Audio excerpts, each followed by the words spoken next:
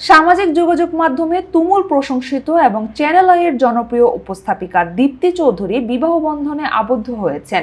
দুই পরিবারের সদস্য, আত্মীয়-স্বজন ও ঘনিষ্ঠজনদের উপস্থিতিতে পারিবারিক আয়োজনে দীপ্তি চৌধুরীর বিয়ের আনুষ্ঠানিকতা সম্পন্ন হয়েছে। তার স্বামীর নাম মুশতাক ইবনে আয়ুব। উচ্চশিক্ষার জন্য তিনি যুক্তরাজ্যে পড়াশোনা করেছেন এবং অক্সফোর্ড বিশ্ববিদ্যালয় থেকে পিএইচডি ডিগ্রি অর্জন করেছেন। বর্তমানে তিনি ঢাকা বিশ্ববিদ্যালয়ের জেনেটিক ইঞ্জিনিয়ারিং অ্যান্ড বায়োটেকনোলজি বিভাগে সহযোগী অধ্যাপক হিসেবে কর্মরত আছেন। চ্যানেল আইয়ের টু দ্য পয়েন্ট এবং স্ট্রেট কাটের মতো অনুষ্ঠানগুলো উপস্থাপনার মাধ্যমে দীপ্তি দর্শকের কাছে আগে থেকেই পরিচিত ছিলেন।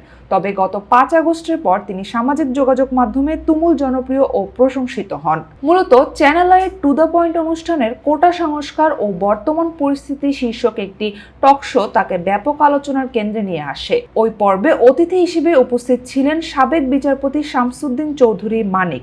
লাইভ সম্প্রচার চলাকালে সাবেক এই বিচারপতি চরম অসৌজন্যমূলক আচরণ করেন এবং উপস্থাপিকা দীপ্তি চৌধুরীর উপর অকারণে ক্ষিপ্ত হন। এমন চরম উত্তেজনাকর এবং অনাকাঙ্ক্ষিত পরিস্থিতিতেও দীপ্তি চৌধুরী নিজের মেজাজ না হারিয়ে অত্যন্ত শান্ত, সংযত এবং পেশাদার আচরণ বজায় রেখে পরিস্থিতি মোকাবিলা করেন।